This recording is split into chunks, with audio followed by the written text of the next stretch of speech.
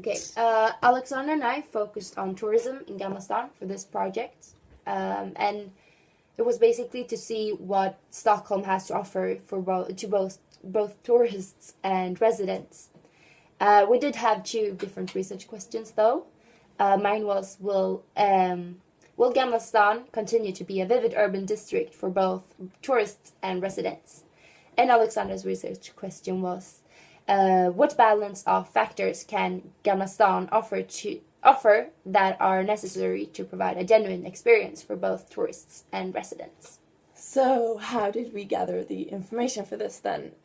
We had 4 steps to it. The first step being the preparing part, and that was done in school, where we created a questionnaire and we sort of mapped out the area that we were going to gather the information from.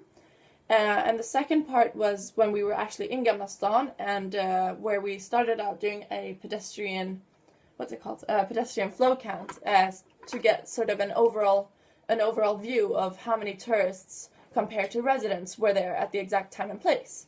And this was done by standing at Stora Nygatan, one of the bigger streets in Gamla Stan, during 10 minutes. Then the third part is where our research questions first, the information for our research questions are first reached out. And that is sort of an interview-based data, where we asked 5 tourists and 5 locals, 5 residents, 2 questions concerning 4 areas: Slottet, Stortorget, Storkyrkan, and Järntorget, all in Gamla Stan. 2 different questions about them. The first one being what area out of these 4 is the most enjoyable area, and the second question being what area out of these 4 is the most touristy. And thereafter we asked the people being interviewed one respective question for each area, and that one stated have you been to, for example, Slottet or Storkyrkan? And then 2 follow-up questions in the form of yes or no. Yes saying yes, what did you think? And then also no, why not, basically. Yeah.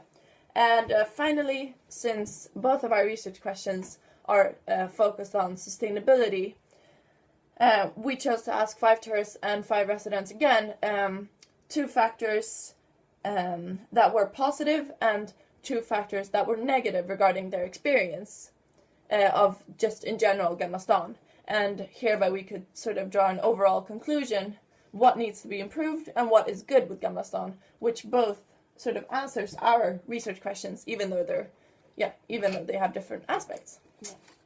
And as Alexandra said, that this gave a good layout for a discussion, and this was talking about myself. This was the part that I used mostly for my analysis. Basically, my conclusion was that Gamla Stan today is an vivid urban district for both tourists and pedestrians. Tourists and residents. But there are, however, very many improvements that can be made.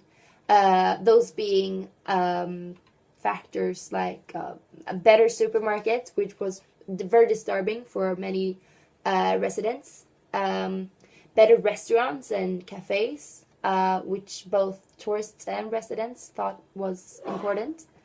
And longer opening hours on museums, for example, and so on and so forth.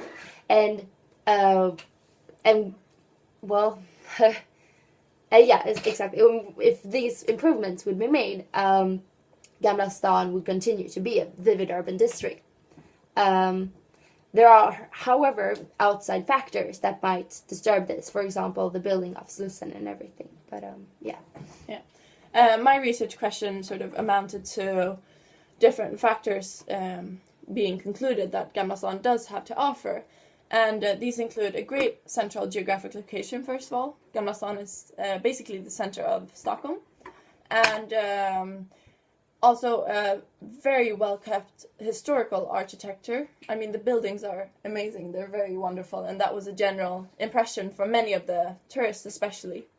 Also a wide range of museums. For example, the Nobel Museum by Stortorget. Very very popular among tourists, and churches, and also, I would argue, most importantly, a very nice atmosphere, except for all of the tourist traps, because there is an over-establishment of tourist traps, and that's noticed from both aspects that were taken into account.